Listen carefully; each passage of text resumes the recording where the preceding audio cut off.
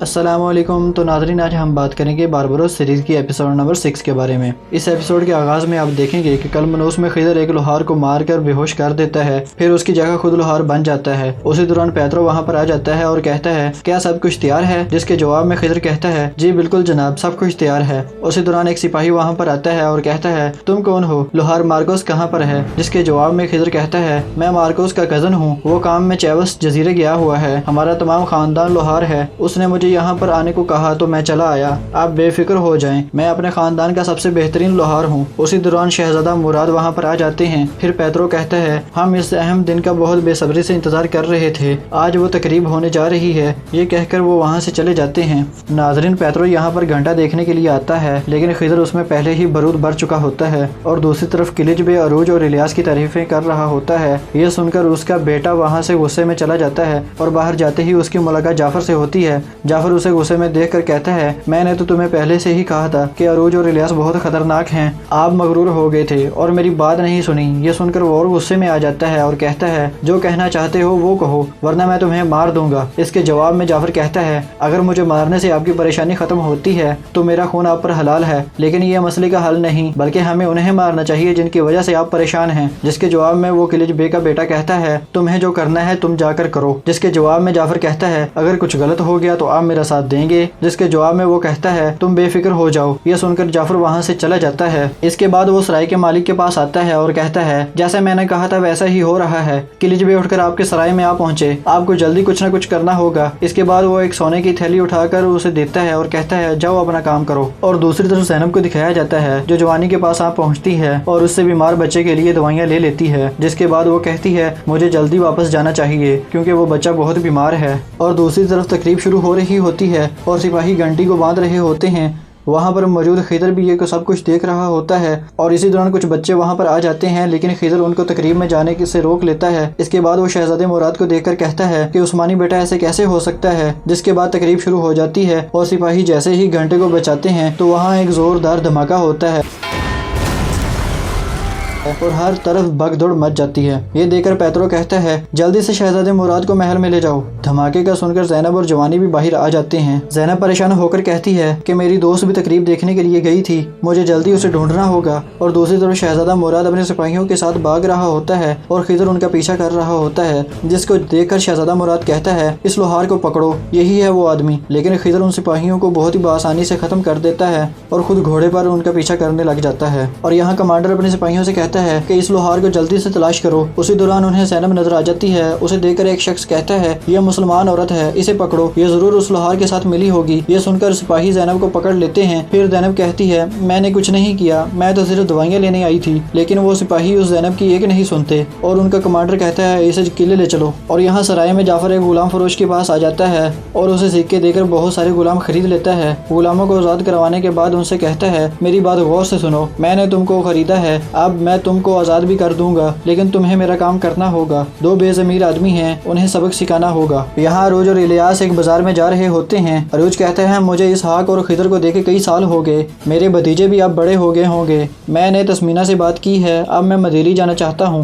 یہ سن کر الیاس بہت خوش ہو جاتا ہے۔ اور دوسری طرف یورگو جو تسمینہ کا والد ہوتا ہے وہ ساحل پر انطوان کا انتظار کر رہا ہوتا ہے۔ اسی دوران انطوان بھی وہاں پر پہنچ جاتا ہے۔ اس کے بعد وہ آپس میں دونوں باتیں کرنے لگ جاتے ہیں۔ آخر میں انطوان یورگو سے کہتا ہے عروج نے میرے بھائی کو قتل کر دیا، اس لیے وہ میرا دشمن ہے، لیکن تمہاری اس سے کیا دشمنی ہے؟ جس کے جواب میں یورگو کہتا ہے جس طرح اس نے تمہارے بھائی کو تم سے چھین لیا، اسی طرح اس نے میری اکلوتی بیٹی کو مجھ سے چھین لیا تھا۔ جب اس نے میری بیٹی کو اغوا کیا تب سے میں نے اسے ایک بار بھی نہیں دیکھا۔ اس کے بعد وہ کہتا ہے میرا آدمی آپ کو بتائے گا کہ اسحاق کہاں رہتا ہے، جو کہ مجھے سامنے نہیں آنا چاہیے، اور خضر بھی آس پاس نہیں ہے۔ یہ سن کر انطوان کہتا ہے اگر ہمارے پاس اسحاق ہے تو پہلے جا کر اس کا نام۔ تو ناظرین، دوسری طرف عروج اور الیاس ایک بازار میں موجود ہوتے ہیں۔ اسی دوران جعفر کے غلام بھی وہاں پر پہنچ جاتے ہیں، جس کے بعد وہ ان کا پیچھا کرنے لگ جاتے ہیں۔ اور دوسری طرف خضر بھی شہزادے مراد کو پکڑ لیتا ہے اور اس سے کہتا ہے کہ میں تمہیں اس پردیس سے لے جانے آیا ہوں۔ یہ سن کر شہزادہ مراد کہتا ہے کیا تم نہیں جانتے کہ میں یہاں پر کتنا محفوظ ہوں؟ اگر تم نے میرے ساتھ کچھ بھی کیا تو تم اس جزیرے سے نہیں نکل پاؤ گے،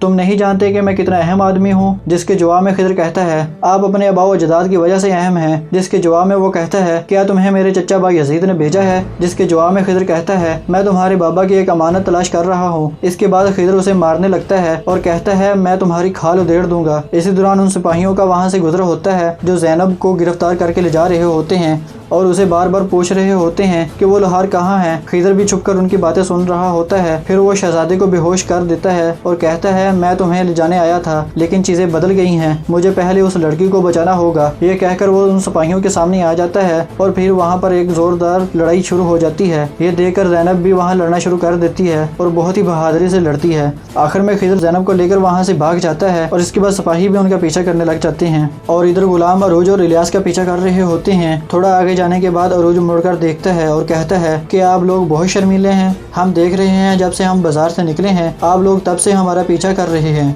लेकिन आप अपना मसला नहीं बता रहे। इसके बाद इलियास कहता है, हमें बताएं कि आप क्या चाहते हैं। यह सुनकर गुलाम अपना हथियार निकाल लेते हैं। ये देखकर अरूज कहता है, हमें आपसे कोई मसला नहीं है, आप अपने रास्ते चलते रहें और ऐसा जाहिर करें कि जैसे कुछ हुआ ही नहीं। लेकिन वो गुलाम फिर भी उनको घूर रहे होते हैं और यहाँ मैदली में अंतवान और उसके सिपाही इसहाक के घर घुस जाते हैं। ये देखकर इसहाक के घर वाले डर जाते हैं और इसहाक भी उनको गुस्से से देख रहे होते हैं और उसके बाद अंतवान भी उनके सामने आ जाता है और दूसरी तरफ खिज़र और ज़ैनब भागते भागते समंदर के किनारे पर पहुंच जाते हैं और समुद्र का किनारा काफ़ी ऊंचा होता है जिसको देखकर खिज़र काफ़ी परेशान हो जाते हैं क्योंकि उनके पीछे सिपाही भी आ पहुंचते हैं और उनको चारों तरफ से घेर लेते हैं। ये देखकर खिज़र कहता है, या तो हम यहाँ से परिंदों की तरह उड़ जाएंगे या फिर हम इनमें से कुछ को मार कर मर जाएंगे। और दूसरी जानब अरूज भी तलवार निकालकर उन पर हमला कर देता है और फिर उनके दरमियान काफ़ी ज़बरदस्त मुकाबला शुरू हो जाता है। इलियास भी बहुत बहादुरी से लड़ रहा होता है और काफ़ी गुलामों को मार देता है और यहाँ अरूज भी एक एक करके उनको मार रहा होता है। नाज़रीन, ये बहुत ही खौफनाक मंजर दिखाया जा रहा होता है और यहाँ अंतवान इसहाक से कहता है, क्या तुम ही अरूज के भाई इसहाक हो? जिसके जवाब में इसहाक कहता है, हाँ मैं ही अरूज का आगा हूँ। और अंतवान कहता है, क्या तुम ही उन कुत्तों के आगा हो? ये सुनकर सब हंसने लग जाते हैं।